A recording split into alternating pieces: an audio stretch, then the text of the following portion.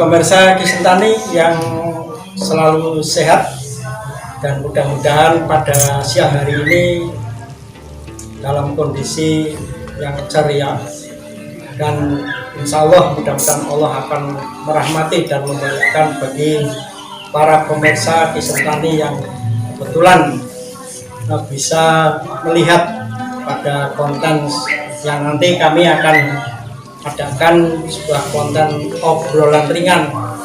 Artinya kami ingin ngomong-ngomong, sekedar ngobrol terkait dengan masalah, mungkin di sini ada tatanan kehidupan, ada masalah tatanan kenegaraan, atau mungkin akan sedikit menyinggung terkait dengan masalah di era yang sekarang ini sedang masalah tentang politik. Tapi mudah-mudahan apa nanti yang kami obrolkan dengan Kisentani ini akan bisa membawa sebuah pengalaman baru, pengalaman di mana kita sebagai manusia, sebagai umat manusia juga, kita nanti akan bisa ketemu mengapa kok sampai saat ini, atau negara kita situasi kondisinya kok sekarang kok sedang dalam konteks menurut tinjauan Kisentani itu bosak-bosak.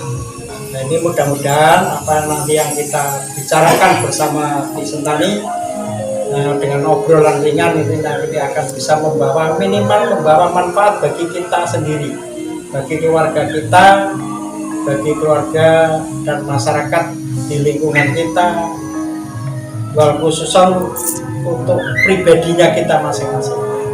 Mari kita bersama Kisentani, dan mudah-mudahan ini kami tim Kisentani itu selalu dalam kondisi sehat juga. Mohon doa restunya dari para pemirsa. Mudah-mudahan para pemirsa juga kami saling mendoakan. Mudah-mudahan kita mendoakan pemirsa juga mendoakan kita agar nilai-nilai guna dan nilai manfaat apa yang ada di dalam Kisentani atau pada konten Kisentani itu minimal kita mencapai sebuah pengalaman yang baru, pengalaman yang selama ini kita belum mengerti. Mari kita bersama-sama untuk bisa meresami apa nanti yang akan kami obrolkan dengan Kisentani. Selamat siang, Ki. Selamat siang. Ki, ini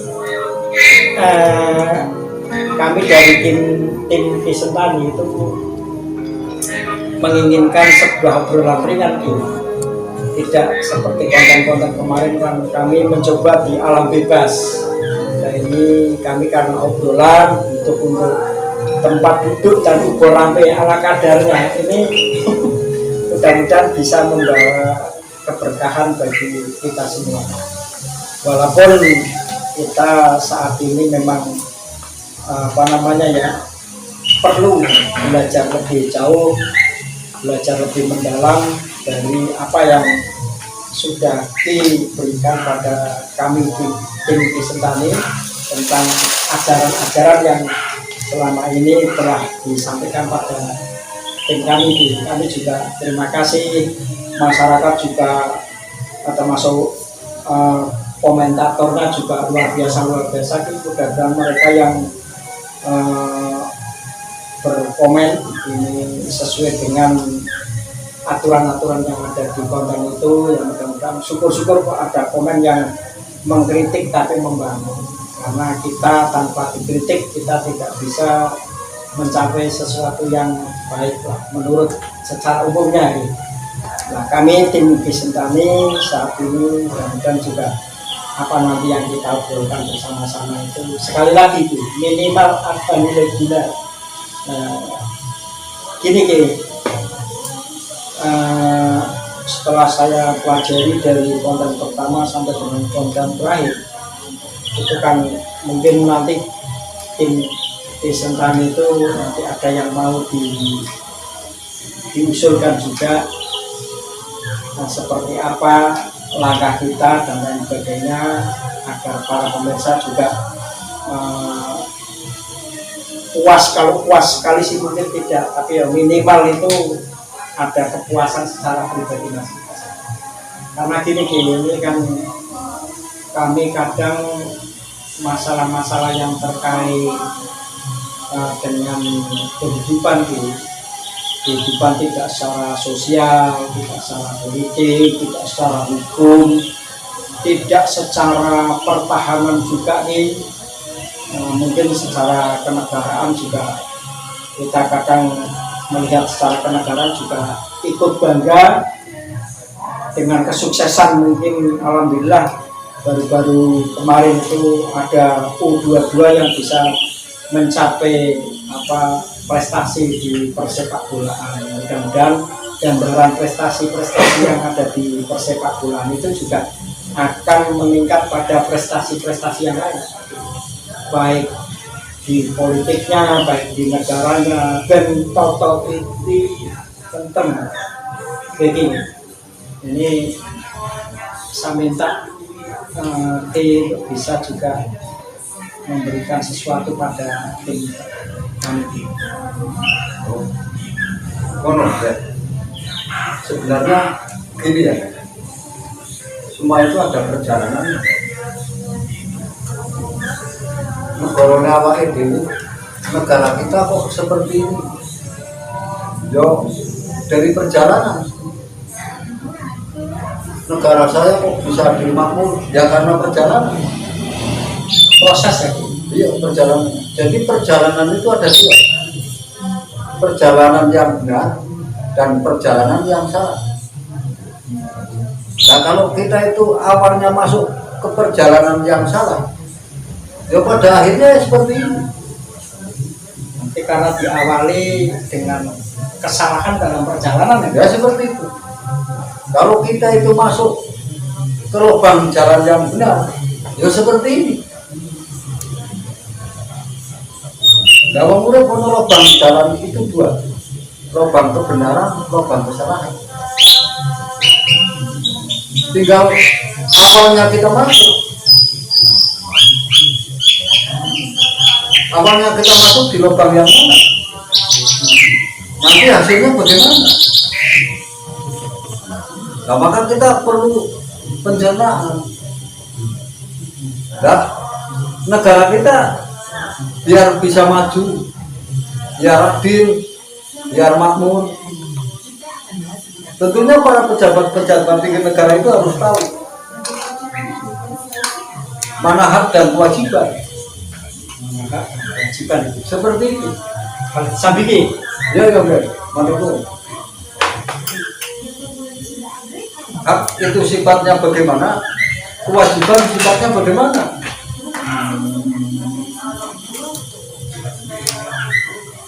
Jangan punya tujuan untuk mementingkan pribadi atau golongan tertentu. Jadi semacam kayak pendiskriminasian. Ya seperti itu. Kalau kita siap menjadi pejabat negara ya untuk kepentingan rakyat. Iya, jangan untuk kepentingan partainya atau kepentingan golongannya. Kalau yang bukan golongannya, ya jelas terdiskriminasi. Kalau seperti itu selama-lamanya, ya selama-lamanya tidak akan ada perubahan. Tidak akan ada perubahan. Seperti itu. Makanya negara kita itu kan negara demokrasi Pancasila dan Undang-Undang Dasar 1945 sebagai dasar negara.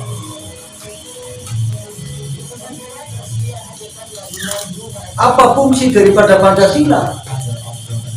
Fungsi daripada Pancasila adalah untuk mengendalikan demokrasi, agar demokrasi ini tidak kebablasan. Fungsinya Pancasila. Iya seperti itu. Tapi kan nanti sekarang memang kan seolah-olah itu mendengung-dengungkan dalam sistem negara itu kan ada 4 pilar itu ya. Ada kebinekaan, ada NKRI, ada Pancasila, ada Undang-Undang Dasar 45. Nah ini kok ya, tak pikir-pikir kan saat ini kok mereka berbicara tentang demikian, dengan pilar-pilar itu, tapi kok mengapa kayak tidak sesuai menjaga pilarnya gitu. Artinya dengan bahasa-bahasanya masyarakat sekarang kan kalau kita lihat ya di berita-berita begitu kan yang kadang ngenes kan anak-anak remaja gitu ya. Itu sekarang nampaknya kok sudah lepas dari kendali pendidikan, rohnya pendidikan itu seolah-olah itu tidak ada gitu. Jadi itu yang jadi sorotan-sorotan kita. Jadi orang tua itu kayaknya ngandani anaknya, memberitahukan, memberi nasihat anaknya itu sekarang malah kayaknya tidak digubris gitu. Nah, ini menurut Juan Kiti kok sampai terjadi demikian itu apa yang pernah dikatakan ilmu wis akhir zaman. Dengan akhir zaman ya banyak mereka itu kadang dengan orang tua saja berani melawan, teman menjadi lawan, lawan menjadi teman. Dalam sistem yang sekarang ini kan luar biasa karena manusianya cenderungnya kepada ekonomi ya, bukan kepada pendidikan moral. Persaingan ekonomi juga. Iya, jadi cenderungnya mengejar ekonomi, tapi pendidikan akhlak buat anaknya sampai lupa mereka orang tua.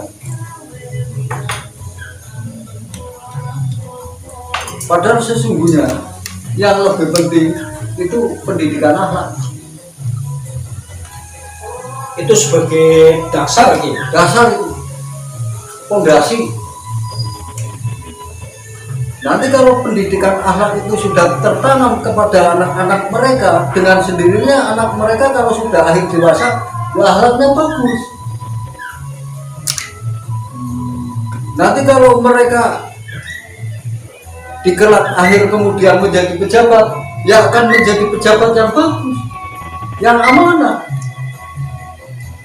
Sebenarnya ini yang punya kesempatan besar itu ya guru dari TK, SD, SMP, SMA sampai perguruan tinggi. Nah, ini bicara pada masalah guru ini.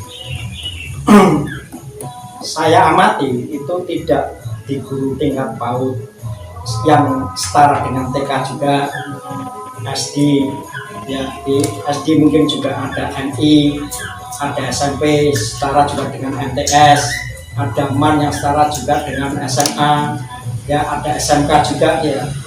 Gini yang saya amati secara ya ini sudah secara umum nampaknya banyak guru-guru itu sekarang yang pada keluh kesah artinya begini kalau kesahnya guru ini siswa itu sudah tidak punya unggah-ungguh yang jelas, yang lebih jelas itu sekarang sudah tingkat SLTP, SMP sampai ke tingkat SLTA itu luar biasa apalagi ya menurut saya ini kan dengan kondisi sekarang kan istilahnya ada istilah kurikulum merdeka.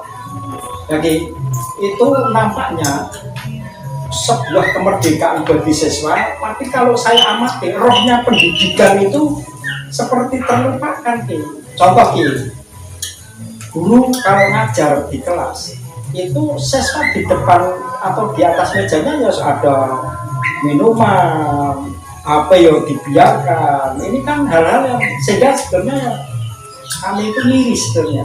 Satu, yang kedua kenapa kok sekarang kok banyak para remaja-remaja itu sudah tidak mau tahu tentang pendidikan, karena seolah-olah pendidikan sekarang itu kan sangat murah sekali, sangat murah sekali.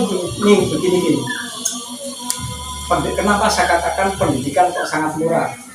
Ya karena mungkin sudah tidak bayar kecuali swasta Kalau di negeri itu kan sekarang sudah gratis semua Nah, digratisi semua saja, sekolahnya itu sakar PDW Artinya andai kata itu harus masuk jam 7 itu banyak yang telat. Ini yang negeri kalau yang di swasta mungkin ya juga saya tidak ngerti, cuman ya mungkin juga ada. Karena kalau saya lihat itu kenapa sih mereka sudah sekolah di negeri, sudah dibayari pemerintah, tapi disuruh apa namanya unggah-ungguh. Paling ya ada sih mereka itu yang masih standar itu ada. Tapi ya itu boleh dikatakan banyak. Terus mungkin gini juga guru itu sekarang kan seolah-olah dijadikan sebuah jiwa pekerja, bukan jiwa pemorsati, sehingga guru itu tidak lagi sekarang itu mendidik secara baik pada generasi remaja setingkat mungkin SMP sampai SMA, tapi ya mungkin dari tingkat juga PAUD juga, tapi sekarang itu guru yang dituntut cuma bekerja, artinya dengan kesibukan keadministrasian dan lain sebagainya. Terus di situ yang kadang lebih miris lagi, guru itu kalau di situ akan mendidik siswa itu sudah apa mahal seolah. Karena apa? Guru memberikan kekerasan di sekolah, walaupun itu secara fisik kecil-kecilan, tapi kadang umpamanya guru kok celentek. Artinya celentek itu kan kalau zaman dulu kan guru itu kan wakilnya daripada orang tua di sekolahan. Tapi kadang orang tua tidak terima, lapor dengan polisi, sehingga karena guru sedikit-sedikit demikian dilaporkan, sedikit-sedikit juga dilaporkan, itu kan hanya Pak bodoh Pak anak uang, ya kan? Karena kalau saya berlaku demikian, paling urusannya dengan kepolisian, itu kan menghambat segalanya. Nah ini menurut tinjauan Sentani kok kenapa sampai sekarang aturannya semacam ini? Saya yakin saya katakan sekali lagi dia adalah orang Mas Kito. Apa sih kemunculan apa ini sebuah tanda-tanda alam? Karena dikatakan sebagai zaman lahir akhirin zaman. Dan yang ada saya gitu sehingga gini kekeluargaan di kelembagaan saja itu kan kadang kan apalagi kok mungkin di lain di pendidikan saja itu luar biasa. Guru dengan guru mungkin juga kadang tidak tingkat kebersamaannya sudah tidak seperti dulu. Ya bukan berarti jelek, tidak. Ini saya hanya mengoreksi menurut yang secara umum, siswa dengan siswa. Bahkan kadang yang jenenganane tawuran itu seperti budaya. Tawuran itu seperti budaya dimanapun di kota besar, di kota kecil, di sekolah besar, di sekolah kecil itu sekarang dengan mungkin karena nyek-nyekan, ecek-ecekan dalam medsos muncul sesuatu kadang di luar nalar, di luar dugaan begitu. Sesungguhnya yang perlu diselesaikan jangan kejadiannya. Yang perlu diselesaikan kalau yang diselesaikan itu kejadiannya, tidak mungkin akan selesai. Tapi yang diselesaikan bagaimana caranya mendidik akhlak, tetap kepada pendidikan akhlak. Ya, kalau pendidikan akhlak itu hilang, kejadian diatasi sekalipun sehari 10 kali tidak akan hilang. Tapi yang diatasi itu akhlak. Bagaimana akhlak itu? Cara mengatasinya? Jadi para guru tingkat dasar kalau memberikan suatu pendidikan jangan hanya pelajaran toh, sambil akhlaknya dididik.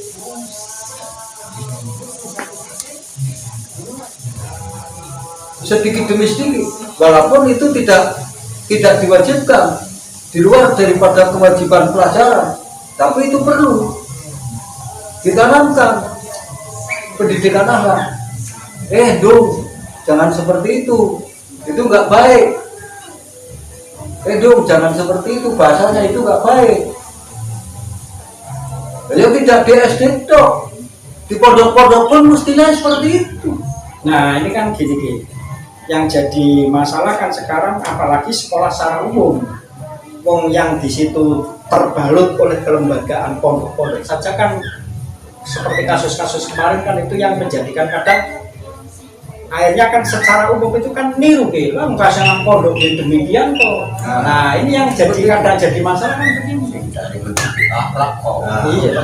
Yang namanya di pondok ustadz kiainya dalam memberikan suatu pendidikan hanya pendidikan Al-Quran toh udah. Nanti khatam kembali lagi. Yang penting hafal Quran, bukan hafal akhlak. Sebenarnya akhlak perlu itu. Mereka sebenarnya sangat berfungsi untuk mendidik akhlak karena di situ banyak santri-santri, terutama akhlak. Jangan hanya pelajaran selesai, pelajaran selesai, tapi akhlak tidak ada yang masuk. Lalu untuk apa mereka mengaji Al-Quran kalau akhlaknya tidak dikondisikan, tidak ditanamkan, tidak diajarkan? Ya percuma. Iya. Nggak akan berkembang itu nanti. Melihat situasi kondisi sekarang kan demikian. Apalagi kiai-kiainya memberi contoh yang tidak bagus.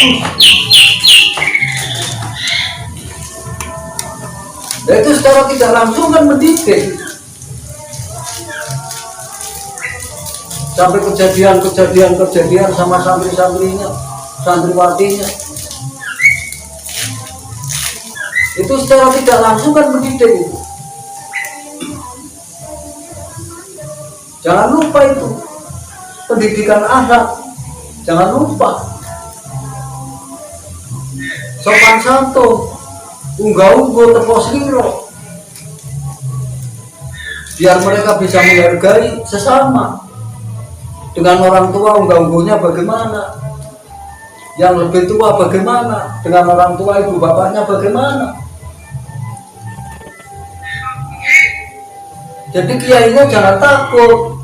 Jangan takut nanti kalau sudah unggah-ungguh sama orang tuanya, sudah istilahnya sudah mengutamakan orang tuanya, nanti kita nggak diutamakan. Jangan seperti itu. Itu kan berarti kan perlu apa ya kebersamaan secara, kalau bahasa itu kita tuh secara stakeholdernya itu memang harus sama-sama punya tanggung jawab ya. Kadang kan banyak kan gini, orang tua banyak yang seolah-olah tuh ada masalah di sekolahan, ya sekolahnya kadang yang disalahkan tanpa ada introspeksi dari orang tua. Demikian juga mungkin sebaliknya mereka yang di pondok itu kan sudah diserahkan ke pondok dan menjadi manusia yang soleh-solehah gitu. Tapi kenyataannya kan banyak juga, artinya ya mungkin tidak keseluruhan, tapi banyak juga yang mungkin tidak usah saya jelaskan secara jelas ya, artinya kan mereka sudah pada tahu. Ini yang saya kadang yang saya khawatir, karena apapun kita itu kan punya regenerasi ya. Biar anak cucu kita itu besok jangan mengalami masa-masa yang seperti sekarang ini yang saya harapkan, karena remaja-remaja sekarang kan remaja kadang sudah lost kontrol gitu. Jadi kalau guru-guru di tingkat SD sampai perguruan tinggi itu tidak merasa kewajiban penuh, karena sekolah kan tidak sehari semalam, waktunya pulang orang tua yang didik di rumah. Tapi kalau di pondok kan nginap di sana sampai berbulan-bulan. Iya, itu mutlak, itu tanggung jawab kiainya itu. kalau Di pondok adanya itu bisa benar, bisa tidak benar perilakunya, yang bertanggung jawab kiainya itu. Di pondoknya Di pondoknya. Kalau sekolah-sekolah yang secara umum kan paling jam 7 sampai setengah 4 ya. Nah kan seperti itu. Lebih banyak di rumah, itu kan harusnya tanggung jawab orang tua. Nah permasalahan itu yang saya itu, kalau ada siswa yang mungkin dipandang minder dan sebagainya, sampai kadang yang namanya guru kan manusia juga ya. Mungkin apa secara emosional sedikit apa atau membentak apa itu kadang itu gitu. Jadi lapor kepada polisi, sehingga di sini soal itu hambatan yang kadang ribet dengan urusan hukum, sehingga guru itu ya banyak yang sakarpe lah, ini kan sebenarnya menggerogoti rohnya pendidikan nih. Kalau pendidikan Padahal kan seperti itu. harus ada tindakan dari pemerintah. Guru itu ya karena itu pekerjaan profesi, itu harus diistimewakan dalam undang-undangannya, itu harus ada perlindungan secara utuh. Kalau dulu saya SD disabet guru nih pakai tuding itu ya hal yang biasa. Pulang ke rumah aku mau disabet karo guru Pak, berarti sama.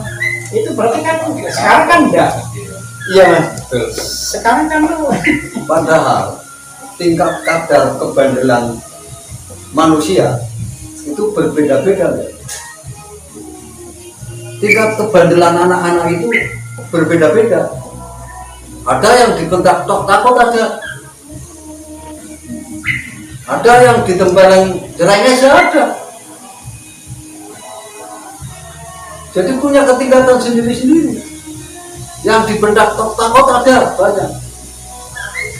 Yang dibentak malah natan ada. Lah yang kadar bandelnya itu tinggi, yang mesti dengan ajaran yang beda dengan yang dibentak takut. Kalau disamakan, ya nggak bisa ada perubahan. Tapi kalau keras ada HAM, keras dilaporkan kena HAM. iya, Kan seperti itu. nah, masalahnya itu tadi memang sidik-sidik HAM gitu. Artinya walaupun itu ya secara mungkin betul, cuman kalau dengan semacam ini terus menerus itu kan saya melihat pendidikan itu sekarang sudah tidak mencerminkan sebuah regenerasi nantinya yang ibaratnya kalau kita ukur tak lekang bila kena hujan ya, tak lekang bila kena panas, tak lapuk bila kena hujan. Itu kalau peribahasanya gitu ya Ki. Nah permasalahannya kan itu tadi Ki. Jadi era-era sekarang apalagi muncul ya ini semenjak COVID kemarin, kejadian COVID itu kan pendidikan itu kan selama 2 tahun kan daring.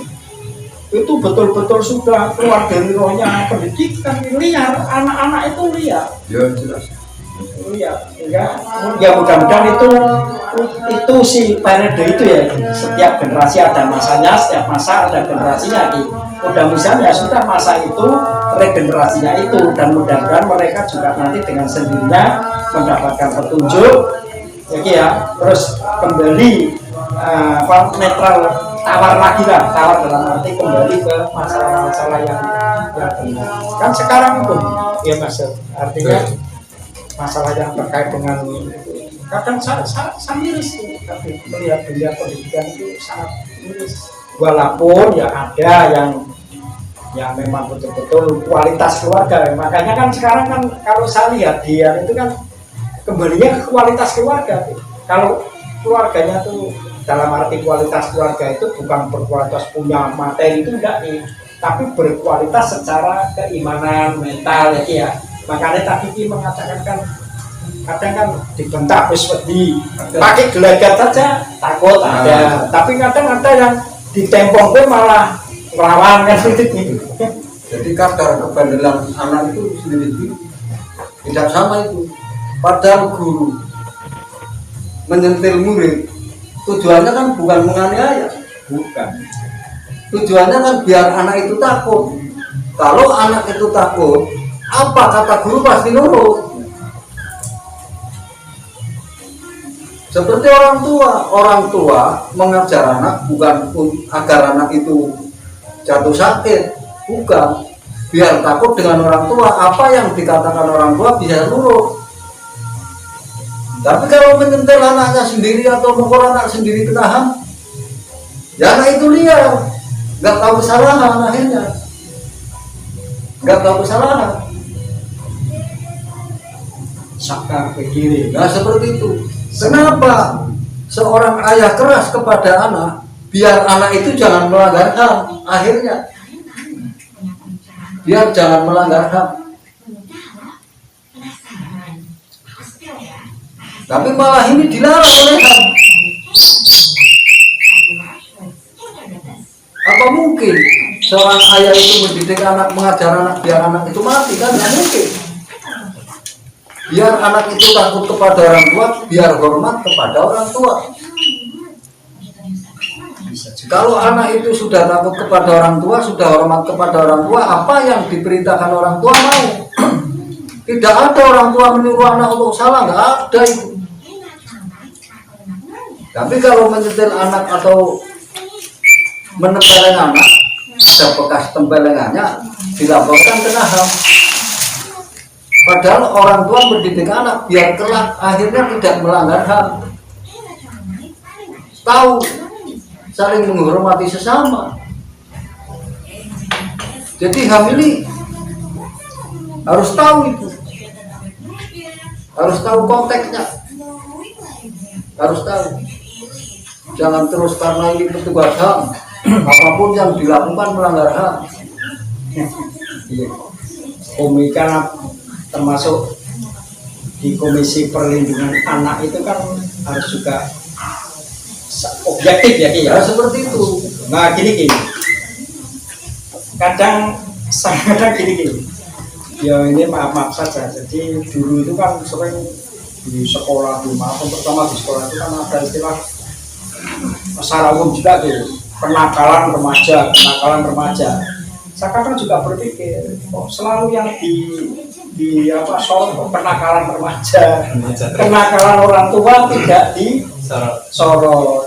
Nah ini kan pendiskriminasian juga Ki. Ini mudah-mudahan mereka pada sadar. Sekarang gini Ki, orang tua itu kan harusnya yang memberi contoh pada regenerasinya, tapi mengapa masih banyak orang tua yang nakal? Apa juga begini Ki, dengan situasi kondisi semacam ini, terutama ini pada generasi remaja kan ya, kita itu kan seolah-olah itu haus contoh gitu. Mana sih Ki ada yang bisa untuk dicontoh pada regenerasinya? Mereka ya maaf saja ini barangkali ada yang tersinggung, mudah-mudahan sehat. Kalau tersinggung berarti sehat Ki. Mereka yang mungkin sebagai yang seharusnya mengamankan, ya kan, pemberantas, kan kenyataannya demikian Ki. Banyak kenapa sudah levelnya jenderal, jadi kasusnya narkoba. Nah generasi mau nyontoh siapa? Di anggota dewan ini maaf saja, barangkali ada anggota dewan yang tersinggung, tidak masalah. Dewan itu kan wakil saya, wakil kita, ya kan? Wong mereka itu dipilih oleh rakyat. Iya, kalau ya kan? Masyarakat punya keluh kesah ya jangan dianggap kira-kira itu sebuah kritikan. Iya, jadi makanya dulu kan Gus Dur pernah mengatakan di anggota dewan itu ya itu seperti anak-anak TK anak-anak TK. Lah sekarang kan gini, siapapun yang di atas yang seharusnya penegak hukum sampai penegak hukum itu bisa kita contoh. Kan sekarang kita tidak ada krisis percontohan, sepak dicontoh sopo gitu sehingga mereka juga lupa orang kayak biar yang lalu dikokai. Nah kasus kemarin dengan adanya kasusnya Sambu itu kan menguak semuanya ya kan, sampai dengan kenapa Rakan dengan anaknya demikian, yang lain juga demikian, itu kan sekarang sudah mulai terkuat. Nah ini apa yang kemarin saya ingat ini wis mulai di zaman pengerekan nih. Nah diayai sing bener yo bener ya, sing salah yo nanti akan dengan sendirinya salah. Wong bener kedenger wong salah jadi itu mungkin juga demikian mungkin. Nah sehingga saya kata juga kalau pada regenerasi remaja itu kalau yang kadang-kadang sebisa saya sih untuk ngomong, cobalah walaupun di atas itu demikian, kita kan sebagai bangsa yang punya karakter, kalian harus punya karakter. Masa depannya kalian itu bukan pada mereka tapi pada kalian sendiri. Dan di situ saya berikan semacam kata itu, tidak ada yang namanya kesuksesan itu mengkhianati usaha. Sehingga kalau mereka itu mau cari pekerjaan, mau cari apa saja sampai diruangi ini botan ibaratnya kalau cacing kepanasan yang aspal dimulai-mulai itu nanti pada saat sukses itu tidak akan pernah mengkhianati usahanya. Itu sebagai pengobat secara edukatif juga yang kami sampaikan demikian, karena apa, saya melihat kok kalau generasi sekarang demikian itu besok seusia generasi yang sekarang remaja itu nanti setelah mimpin negara itu kan yang diharapkan jangan sampai malah tambah bobrok kan begitu. Walaupun mungkin secara kelembagaan negara itu kan sekarang sudah bagus, artinya bagus itu mungkin penataannya, tapi kok kenapa kejadian yang demikian itu kan karena mungkin itu krisis contoh, sekali lagi krisis contoh itu. Permasalahannya bangsa Indonesia ini untuk mencerna, untuk berdemokrasi itu belum paham ya, belum paham. Jadi menganggap bahwa demokrasi itu suatu kebebasan yang tanpa batas, tahu? Bebas dalam segalanya ya. Seperti itu, tidak tahu batas demokrasi. Makanya demokrasi ini di situ muncul Pancasila. Sebenarnya ini Pancasila itu untuk mengendalikan demokrasi. Kalau Pancasilanya itu diibaratkan kendaraan itu macet, ya demokrasinya bebas nanti. Itu kan dampaknya ke tadi yang saya katakan, akhirnya ke regenerasinya. Dan demokrasi ini pintu masuknya politik. Karena di sini ada kebebasan hak sebagai warga negara. Siapapun punya hak berpolitik. Nah, yang membahayakan figur-figur politik yang berarti busuk masuk lewat pintu demokrasi, karena mereka punya duit banyak, punya masa banyak, bisa terpilih menjadi wakil kita itu. Iya, berarti kan itu kan money oriented, orientasinya pada duit Nah, begitu. Nah, mestinya bangsa Indonesia itu harus bisa merubah. Hilangkan itu money politik. Pilih figur politik yang amanah. Jangan hanya pengaruh duit berapa.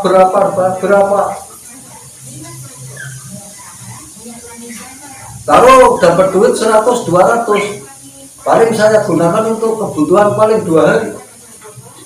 Tapi mereka 5 tahun. Tapi kan masyarakat sekarang kan nek sing ngek duit ya tak pilih kan begitu. Nah ini. Jadi masyarakatnya juga suatu masyarakat yang kurang mengerti tentang atau kurang sadarnya pada berdemokrasi. Nah itu. Lah masyarakat yang seperti itu yang memberi peluang figur politik busuk, ada peluang besar untuk masuk. Nah kalau negara kita udah dipimpin oleh politik busuk, ya seperti ini, negaranya jadi busuk ya. Bolak-balik. Iya. Mosak masih. Coba lihat itu di berita-berita, ada yang 8 triliun koma berapa, ada yang 100 triliun koma berapa. Kebusukannya itu sekarang sudah mulai dimunculkan ya. Nah itu figur politik busuk yang bisa masuk ke jajaran kepemerintahan lewat pintu demokrasi. Makanya demokrasi dikendalikan oleh Pancasila. Tapi Pancasilanya mandul. Saya berani jamin kok. Ayo itu satu pasal dikeluarkan satu persatu.